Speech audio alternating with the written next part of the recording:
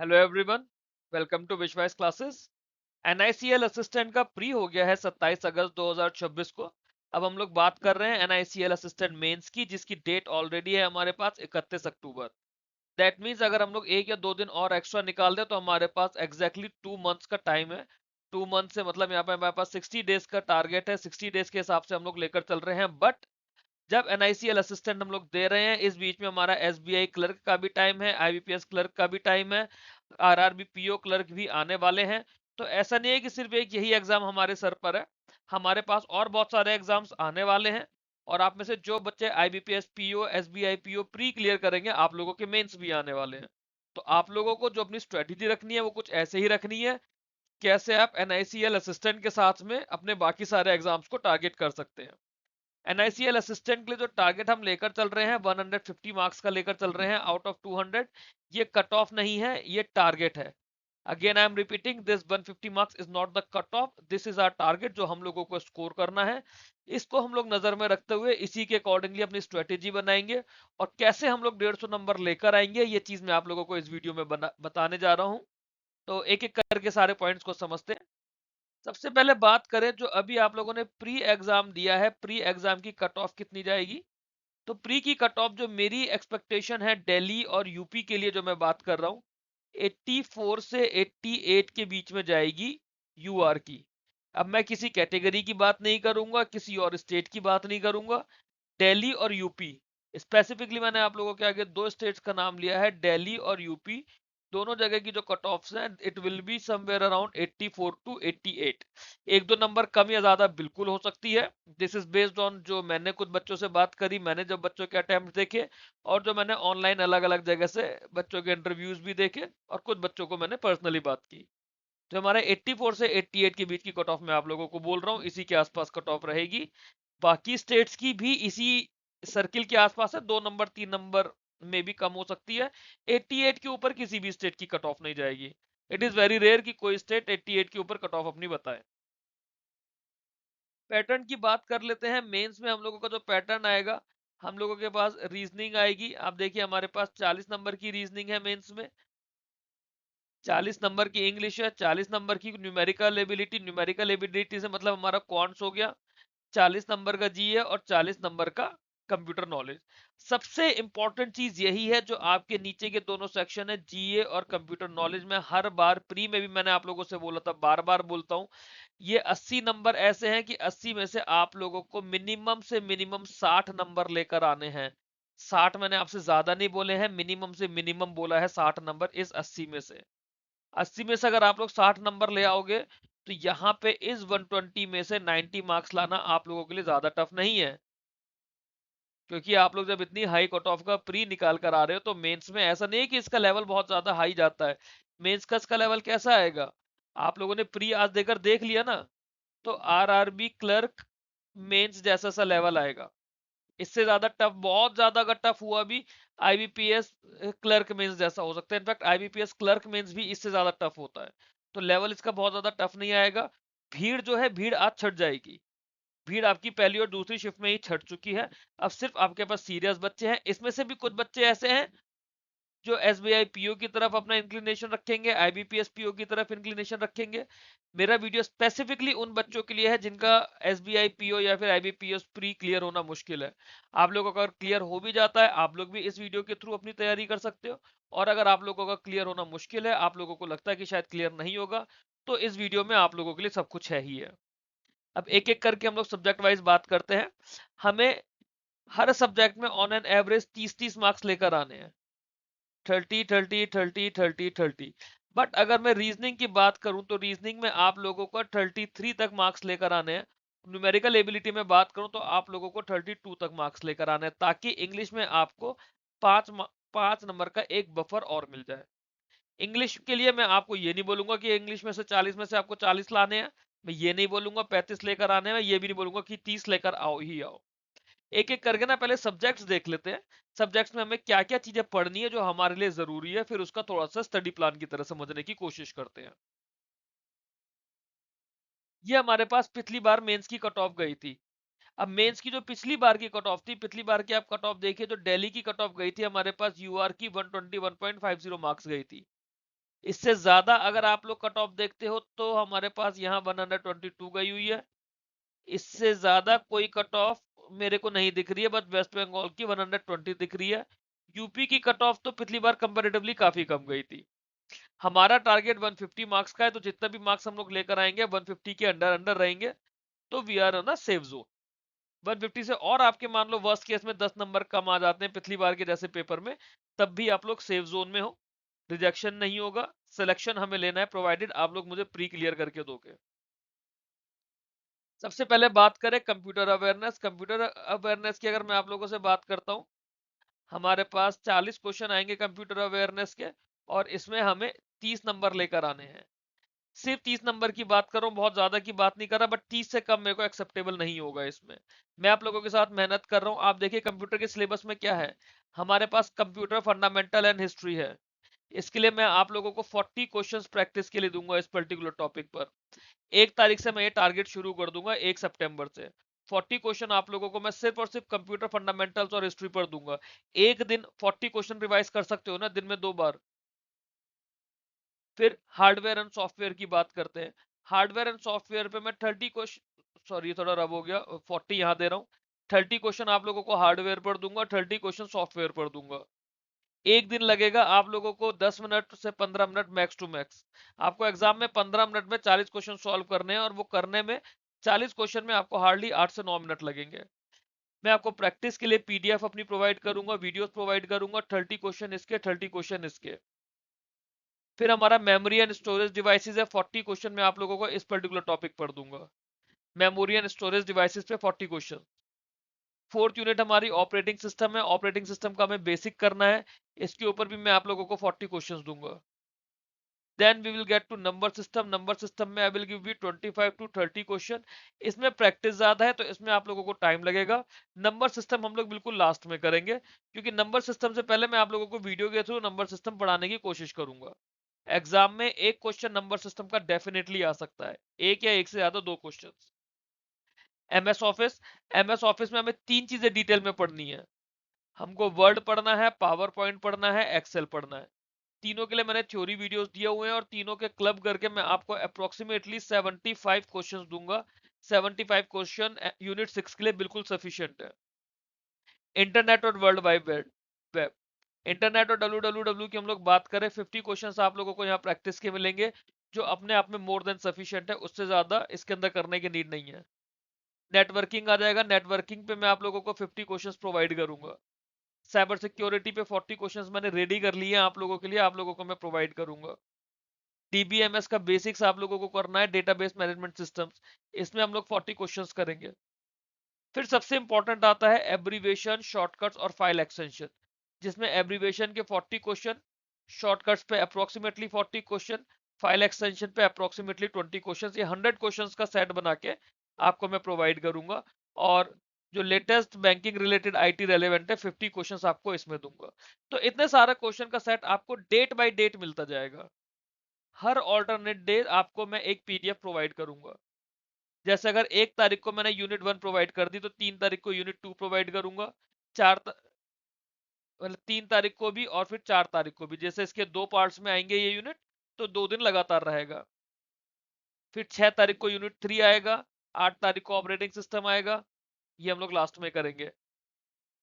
8 के बाद 10, 11, 12 को एमएस ऑफिस चलेगा। 14 को यूनिट 7 चलेगा। 16 को नेटवर्किंग चलेगा। 18 को साइबर सिक्योरिटी चलेगा। 20 को डीबीएमएस का बेसिक्स चलेगा। 22, 23, 24 एब्रीवेशन, शॉर्टकट्स और फाइल एक्सटेंशन चलेगा। और फिर 26 को हम लोग बैंकिंग रेलेवेंट आईटी कर लेंगे। फिर 28 और 29, 28 सितंबर, 29 सितंबर मैंने डेट रखी है नंबर सिस्टम्स के लिए। एक वीडियो आएगा नंबर सिस्टम का अप्रोक्सीमेटली 40 मिनट्स का, जिसमें आपका नंबर सिस्टम का टॉपिक बिल्कुल हर एग्जाम के लिए रेडी हो जाएगा। और कंप्यूटर अवेयरनेस हम लोग जब करेंगे भी ना, we will do it in a way कि ये हमारा एनआईसीएल के लिए तो कवर हो ही रहा है, साथ में हमारा आरआरबी पीओ भी इसमें कवर हो जाएगा, आरआरबी क्लर्क भी कवर हो जाएगा।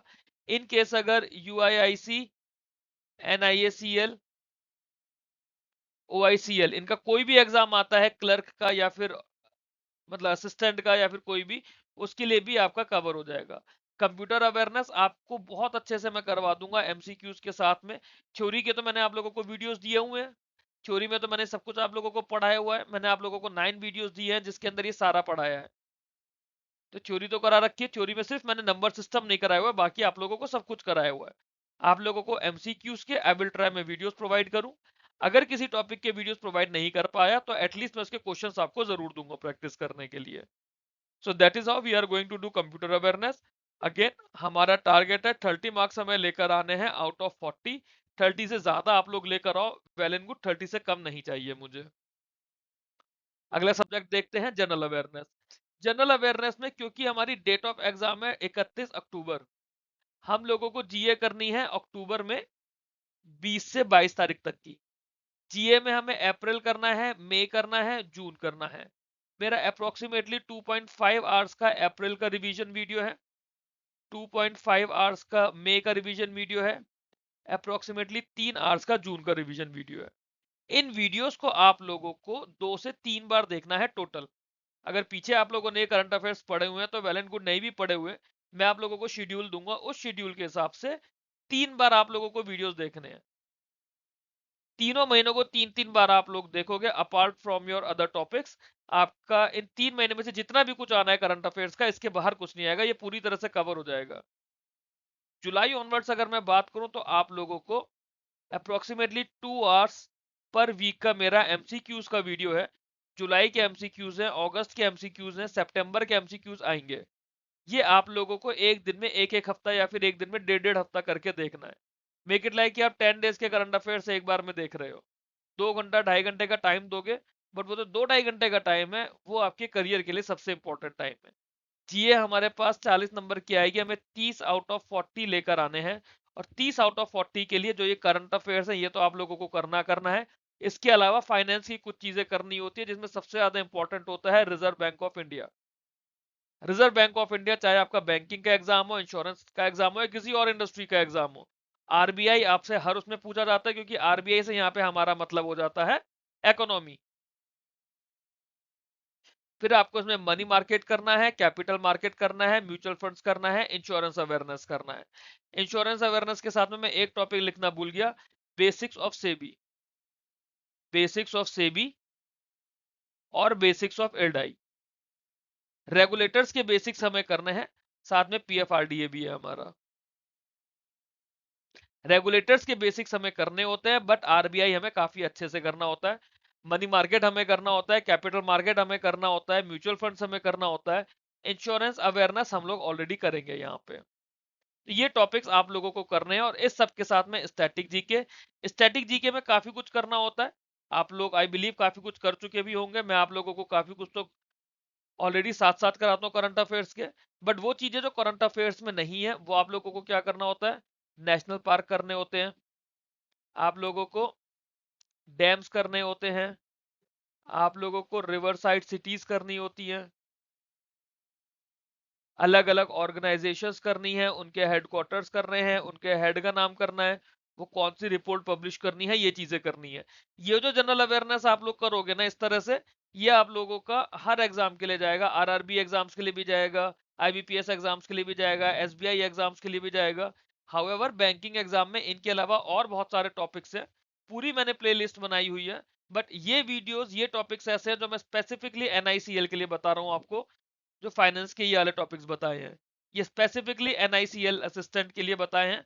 इंश्योरेंस का कोई भी एग्जाम आता है उसमें आपको ये टॉपिक्स एज इट इज करने हैं, जितना मैंने इसके अंदर करवाया है। अगस्त के अब तक 2 वीक्स के करंट अफेयर्स आ चुके हैं। 28 तारीख को अगस्त का थर्ड वीक आ जाएगा, 28 को या 29 को। और उसके बाद मे बी 3 सितंबर के आसपास अगस्त के फोर्थ वीक के भी करंट अफेयर्स आके फिर कंप्लीट अगस्त आ जाएगा। जब से मैंने वीकली एमसीक्यूज कराने शुरू करे हैं, मेरा मंथली वीडियो की ड्यूरेशन बहुत ज्यादा बढ़ गई है। तो जुलाई अगस्त सितंबर आप लोग जो करेंगे वीक बाय वीक करिए, एक बार में 1.5 हफ्ता करीब करिए, 10 दिन का करिए, बट आप करिए। एंड अगस्त से जो मैंने डेट वाइज करंट अफेयर्स डाले, अगर अभी तक आप लोगों ने फॉलो करना शुरू नहीं करा हो तो अब आप लोग डेली बेसिस पे मेरे करंट अफेयर्स फॉलो करना शुरू कर दीजिए। 20 मिनट के अप्रोक्सीमेटली वीडियो होता है, दिन में 20 मिनट आप लोग निकाल कर वीडियो देख सकते हैं, और उसके बाद जब उसका वीकली वीडियो आएगा तो वो पूरा आपका रिवाइज हो जाएगा अच्छे से।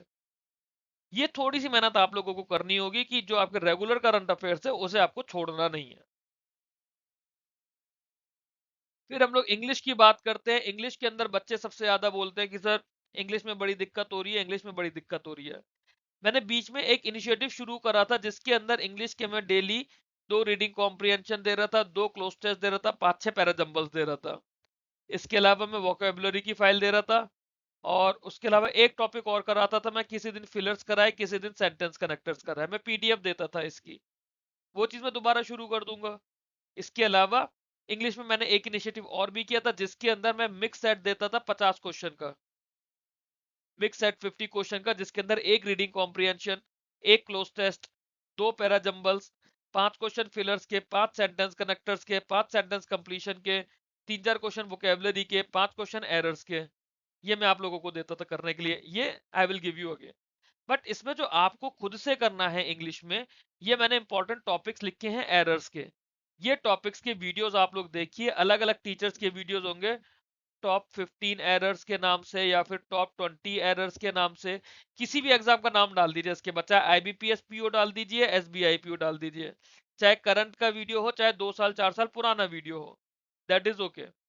बट आपको ये टॉप 15 एरर्स, टॉप 20 एरर्स करके नाउन के वीडियोस करने हैं, प्रोनाउन के वीडियोस करने हैं, सब्जेक्ट वर्ब एग्रीमेंट करना है, कंजंक्शन करना है, प्रीपोजिशन करना है, आर्टिकल्स करना है। हर टॉपिक के कम से कम 2-2 वीडियोस देख लीजिए, 2 से 3 वीडियोस अलग अलग टीचर्स के देख लीजिए, किसी भी टीचर को। नॉट नेसेसरी किसी बहुत बड़े ब्रांड के पास जाओ, किसी नए टीचर को फॉलो कर लो। नॉट नेसेसरी कि नए टीचर को फॉलो करो, किसी बड़े ब्रांड के पास चले जाओ, जिसका आपको समझ आए, जो भी आप समझ पाओ एज पर योर अंडरस्टैंडिंग। आप लोगों को ये करना पड़ेगा इंग्लिश में। प्रैक्टिस के लिए आप लोगों को मैं इनफ मटेरियल दे दूंगा, इनफ आप लोगों को डेली बेसिस पे या ऑल्टरनेट डे बेसिस पे क्वेश्चंस दे दूंगा। बट ये करना आपको है, और कोशिश ये करना है कि आइदर दिस पार्ट और any of the these part, daily कुछ एक चीज आप जरूर करिए। एडिटोरियल पढ़ना नहीं जरूरी नहीं है, वोकेबलरी रटना रटना जरूरी नहीं है, बट वोकेबलरी का भी मैंने एक इनिशिएटिव शेयर करा था जिसके अंदर मैं डेली के 10-10 वर्ड्स दे रहा था। That thing I can do again, अगर आप लोगों को बोलोगे तो we can start with day 1 और वी कैन कंटिन्यू जहां पे मैंने रोका था उसके बाद से। This we can do, and इसकी जो डेली प्रैक्टिस शीट्स थी, this also I can do. इसको हम लोग करेंगे दोबारा से। आप लोग वीडियो में मुझे कमेंट बॉक्स में बता दीजिएगा कि आप लोगों को ये चीज चाहिए डेली बेसिस की प्रैक्टिस सेट या नहीं। ठीक है, तो कमेंट बॉक्स में मुझे बता दीजिए किस टॉपिक पे क्या प्रैक्टिस सेट आपको चाहिए।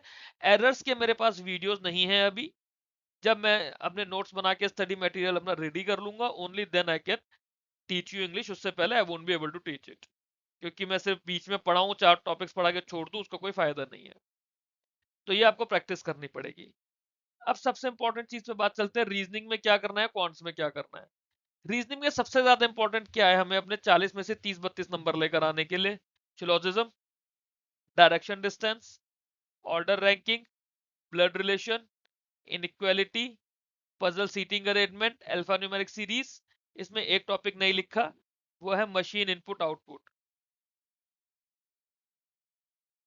और क्रिटिकल रीजनिंग। क्रिटिकल रीजनिंग बहुत ज्यादा टफ नहीं आएगी, क्रिटिकल रीजनिंग के हार्डली 2-3 सवाल आएंगे इसमें, जिसको हम स्किप भी कर सकते हैं, और अगर आपकी प्रैक्टिस है तो आप लोग उसे कर भी सकते हो। Critical reasoning I will try कि मैं मे बी 2 या 3 टॉपिक्स क्रिटिकल रीजनिंग के करा दूं। बाकी ये सारे टॉपिक्स तो मैंने करवाए हुए हैं। पजल सीटिंग अरेंजमेंट नहीं करा पाया अभी तक मैं, क्योंकि स्क्रीन पे उतना स्पेस नहीं आ पा रहा है, ना आई एम फिगरिंग आउट कि किस तरह से मैं करा सकता हूँ। रीजनिंग आप लोग कहीं से भी प्रैक्टिस करिए। जो बच्चे एनआईसीएल के मेरे प्राइवेट ग्रुप में एडेड है, उन लोगों को मैंने बोला भी है कि उन लोगों को मैं डेली बेसिस के 5 से 8 पजल्स और सीटिंग अरेंजमेंट दूंगा करने के लिए। आप लोग उन्हें करिए। आप लोग मेरे साथ अगर जुड़ना चाहते हैं तो ये मेरा बैंकिंग इंश्योरेंस एग्जाम्स नाम से ग्रुप है, इसे आप लोग कनेक्ट कर लीजिए। ग्रुप में मैसेज करके या फिर यूट्यूब पे कमेंट बॉक्स में आप मेरे को कमेंट कर दीजिए, मैं आपको एनआईसीएल का प्राइवेट ग्रुप ऐड कर दूंगा। उसके अंदर मैंने ग्रुप बनाया हुआ है डेडिकेटेड, और काफी सारे बच्चे जुड़े भी हैं। काफी सारे बच्चों की क्वेरीज उसमें सॉल्व होती रहती है, बच्चे प्रैक्टिस भी करते हैं। और उसके अंदर अब से इंग्लिश का भी स्टडी मटेरियल आएगा रेडी, और जो भी मैं क्वांट्स के आपको डेली टारगेट के हिसाब से दूंगा या फिर रीजनिंग के पजल्स वगैरह दूंगा, I will share it with you guys. Quants में बात करें, क्वांट्स में हमारे पास ये टॉपिक्स है जो हम लोगों को करने ही करने हैं, जैसे रेशियो करना ही करना है, पार्टनरशिप करना है, मिक्सचर करना है, percentage, profit loss, average, SI, CI, time and work, pipe and system, time speed distance, train, boats, permutation, combination, probability, number series, simplification, approximation, quadratic equation. ये टॉपिक्स हैं। इसके अलावा आपको हर टॉपिक के साथ में DI डेली बेसिस पे practice करना है। तो इसी सीक्वेंस में या फिर जो मैं शेड्यूल दूंगा उसके हिसाब से आप डेली एक एक टॉपिक की प्रैक्टिस कर लो और साथ में DI कर लो। पर टॉपिक कोशिश करो कि 30 से 50 क्वेश्चंस आप प्रैक्टिस कर लो। मैंने ऑलरेडी क्वांट्स की अपनी PDF दी हुई है विश्वास क्लासेस की, उसके थ्रू आप लोग कर सकते हो। आप लोग किसी और सोर्स से पढ़ते हो उसके थ्रू आप लोग कर सकते हो। But what you need is daily practice. Daily एक टॉपिक उठाओ और DI के 5 क्वेश्चंस लगाओ या फिर 5 सेट DI लगाओ। एक टॉपिक उठाओ 5 सेट DI लगाओ। शेड्यूल मैंने दिया हुआ है किस तरह से आप लोग करो, बट इस चीज को करो। इनमें से किसी भी टॉपिक में अगर दिक्कत है वो आप मुझे कमेंट बॉक्स में बताओ या फिर मेरे को टेलीग्राम पे बताओ। मैं आप लोगों को पढ़ा दूंगा वो टॉपिक, वीडियो आप लोगों के लिए ले आऊंगा उसका, चाहे क्वांट्स का हो चाहे रीजनिंग का हो। मे बी इंग्लिश का कोई स्पेसिफिक टॉपिक हो तो मैं वो स्पेसिफिक टॉपिक 3-4 दिन का टाइम लेके आपको करा सकता हूँ उसका वीडियो बना के। पूरी इंग्लिश शायद मैं भी इस एग्जाम के लिए आपको नहीं करा पाऊंगा। कंप्यूटर्स में आप लोगों को करवा रहा हूँ, जनरल अवेयरनेस में आप लोगों को करवा रहा हूँ। सो मेक श्योर कि अगर मैं आपको 80 में से 60 नंबर लाने के लिए कह रहा हूँ कंप्यूटर जनरल अवेयरनेस में, तो आप उस पर ध्यान दो, क्योंकि नंबर यहीं पर सबसे ज्यादा आएगा और यही सिलेक्शन और रिजेक्शन के बीच का फर्क बनेगा। क्वांट्स में हर कोई 30 नंबर लेकर आने वाला है, रीजनिंग में हर कोई 30 नंबर लेकर आने वाला है। इस चीज को समझना। प्री की कट ऑफ निकाल कर अगर बच्चा मेंस में बैठ रहा है, दैट मीन्स वो रीजनिंग क्वांट्स में 30-30 नंबर ले आएगा। बात आएगी इंग्लिश के 30 नंबर लाने पर, GA के 30 नंबर पे, कंप्यूटर के 30 नंबर पे। इंग्लिश में फिर भी हम लोग 5 नंबर का ग्रेस ले सकते हैं, प्रोवाइडेड जो टॉपिक्स मैंने आपको बोले उन टॉपिक्स पे आपको फोकस करना है। इंग्लिश में ये नहीं कह रहा कि पूरा पढ़ो, बट जब एग्जाम अटेम्प्ट करोगे, एग्जाम में इंग्लिश आप जितनी मैक्सिमम अटेम्प्ट कर सकते हो अपना गैस वर्क यूज करके इंग्लिश उतना करना। इंग्लिश का सेक्शन बहुत रेयर केस में छोड़ा जाता है, अदरवाइज नहीं छोड़ा जाता है। ये डे बाय डे शेड्यूल है, आप इसको, मैंने 1 सितंबर को सोचकर बनाया है ताकि 1-2 दिन का आपके पास बफर भी रहे। रीजनिंग में आप लोग शिलॉक से शुरू करो, पहले दिन शिलॉक्स करो, साथ में पजल सीटिंग अरेंजमेंट में आप लोगों को दूंगा। सिमिलरली रेशियो और नंबर सीरीज से शुरू करो। GA में अप्रैल का मंथ कर लो। डे 2 की बात करें तो रीजनिंग में डायरेक्शन डिस्टेंस कर लो, पजल सीटिंग अरेंजमेंट आपको डेली बेसिस पे करना है। क्वांट्स में आप लोग पार्टनरशिप कर लो, साथ में नंबर सीरीज और DI भी डेली बेसिस पे करना है। भले ही 2 सेट लगाओ 3 सेट लगाओ, बट DI डेली बेसिस पे लगाओ। जो बच्चे SBI PO mains IBPS PO mains देंगे, आप लोग सिर्फ अपने मेंस की तैयारी करो और मेंस की तैयारी के साथ साथ SBI PO pre, IBPS PO pre या किसी भी और पेपर का एक मॉक टेस्ट देते रहो और साथ में टॉपिक्स को जरूर प्रैक्टिस करो। I am again telling you, topics की प्रैक्टिस करना बहुत जरूरी है। आज RBI असिस्टेंट का एडमिट कार्ड आ गया, सॉरी स्कोर कार्ड आ गया, और मैं देख रहा हूँ बच्चों के क्वांट्स में नंबर कम है। जिन बच्चों से बात कर रहा हूँ कि सर अर्थमेटिक हमसे नहीं हुई, सर हमने अर्थमेटिक नहीं करी, हमने अर्थमेटिक नहीं करी, अर्थमेटिक छोड़नी नहीं है, आपको करनी पड़ेगी। और अर्थमेटिक तब होगी जब आप हर टॉपिक को एग्जॉस्टिवली प्रैक्टिस कर लोगे। तो डेली जब एक टॉपिक के आप 30 से 50 क्वेश्चन करोगे ना, और ये मैंने 15 दिन का रूटीन बनाया है कि आप जब इसके बाद 2 महीने में हर टॉपिक को 4-4 बार कर लोगे, पता चला आपने हर टॉपिक के 100-100 क्वेश्चंस कर लिए। प्री आपको ऑलरेडी आता है तो ऐसा तो नहीं है आपके कॉन्सेप्ट्स वीक है। स्पीड बनानी है, स्पीड बनती है प्रैक्टिस से, बिना प्रैक्टिस के स्पीड नहीं बनेगी। बिना प्रैक्टिस के आप सिर्फ मॉक टेस्ट देते रहोगे तो आप उसमें क्वेश्चंस स्किप करते रहोगे, स्पीड नहीं बना पाओगे, कोई सेंस नहीं बनेगा उस बात का। मॉक टेस्ट भी देते रहो, जिस दिन मन करे उस दिन मॉक टेस्ट दे दो, किसी दिन DI के सेट मत लगाओ, मॉक टेस्ट दे दो। किसी दिन नंबर सीरीज और DI स्किप करके डायरेक्ट मॉक टेस्ट दे दो, क्योंकि वहां उतनी प्रैक्टिस हो जाएगी। बट जो आपका टॉपिक है, भले ही आप सिर्फ टॉपिक करो इसमें, टॉपिक के साथ में एक मॉक टेस्ट देते रहो, बट अरिथमेटिक का टॉपिक मत छोड़ना। ये मैंने आप लोगों के लिए GA का रखा हुआ है वीडियो, थोड़ा सा पीछे करके जहां पे सारा क्लीन हो, वीडियो का स्क्रीनशॉट ले लीजिए और उस हिसाब से डे बाय डे अपना पढ़ना इसके लिए शुरू कर दीजिए। अच्छा, ये जो मैंने आपको शेड्यूल दिया है ना पूरा, जैसे जुलाई यहाँ पे 2 बार दिया, बट 2 बार जुलाई दोबारा रिपीट कर दिया, अगस्त 2 बार दिया है, अगस्त 2 बार फिर से रिपीट कर दिया है। तो ये आप देखिए कि 15 दिन में आपका एक बार जुलाई होगा, एक बार अगस्त होगा, एक बार सितंबर हो पाएगा इसके बाद से। बट जो अप्रैल मई जून है वो आपको दोबारा नहीं करना। ये 15 दिन में आपने कर लिया ना 2 बार, अब आपको सिर्फ अक्टूबर के आखिरी के 5 दिनों में आपको एक दिन लगा के अप्रैल मई जून करना है। ये टारगेट मैं आप लोगों को 30 सितंबर तक का दे रहा हूं कि आप ये डे 12 के बाद इसे रिपीट कर दोगे और यहाँ पे डे 15 के बाद आप इन्हें रिपीट कर दोगे। फिर हम 1 अक्टूबर से नया टारगेट लेकर आएंगे। ये मानकर चलूंगा कि हर टॉपिक ये पूरा 15 दिन का टारगेट आप 2 बार कर चुके होगे पूरे सितंबर में। मैं 27-28 सितंबर को दोबारा इसी चीज का वीडियो बनाऊंगा कि बचे हुए 1 महीने में क्या करना है, और वहां पे मैं ये बात लेकर चलूंगा कि ये पार्ट आप कंप्लीट कर चुके हो, उसके हिसाब से हम आगे की स्ट्रेटेजी बनाएंगे। अगर यही आप नहीं कर पाओगे तो बात नहीं बनेगी, तो फिर मजा नहीं आएगा मेहनत करने का आप लोगों के साथ। जो मेहनत करेगा उसके साथ मैं अपने एफर्ट्स करने के लिए रेडी हूं आप लोगों के सिलेक्शन के लिए। आई होप आप लोग मेरी बातों को समझ पा रहे हो, मेरी बातों से रिलेट कर पा रहे हो कि मेहनत कितनी ज्यादा जरूरी है। ये जॉब एक ले लो एनआईसीएल असिस्टेंट की, आप लोगों को किसी बैंक की नौकरी की दोबारा जरूरत नहीं पड़ेगी। बहुत अच्छी सैलरी और बैंक से बहुत ज्यादा सैलरी अगले वेद रिवीजन में इंश्योरेंस में बढ़ने वाली है, बैंकों से बहुत ज्यादा बढ़ जाएगी। आई होप आप लोगों को वीडियो पसंद आया हो, कॉन्सेप्ट समझ आए हो, जो मैंने समझाने की कोशिश करी कि किस तरह से आप लोगों को पढ़ाई करनी है। ये मेरा टेलीग्राम का चैनल है, बैंकिंग इंश्योरेंस एग्जाम्स, स्पेलिंग देख लीजिए, बैंकिंग इंश्योरेंस एग्जाम्स। इसे आप लोग सर्च करोगे टेलीग्राम पे तो आप लोगों को मेरा चैनल मिल जाएगा। ये डबल ई है, यहाँ पे इंश्योरेंस का भी ई है और एग्जाम्स का भी ई है, तो बैंकिंग इंश्योरेंस एग्जाम्स डाल के आप लोग सर्च करोगे, आप लोगों को चैनल मिल जाएगा मेरा टेलीग्राम का। वहां कनेक्ट कर लीजिए मेरे से। वहां पे आप मुझे बता दीजिए अगर आपको एनआईसीएल के चैनल में ऐड होना है, जो डेडिकेटेड ग्रुप है। आप मेरे को मैसेज कर दीजिए, यूट्यूब पे कमेंट कर दीजिए या टेलीग्राम पे मैसेज कर दीजिए, आप लोगों के साथ में उसका लिंक शेयर कर दूंगा। वीडियो अच्छा लगा हो, कुछ समझ आया हो, स्ट्रेटेजी कुछ क्लियर हुई हो, तो वीडियो को लाइक करके चैनल को सब्सक्राइब कीजिए। Thanks for watching this video. Keep learning, keep growing.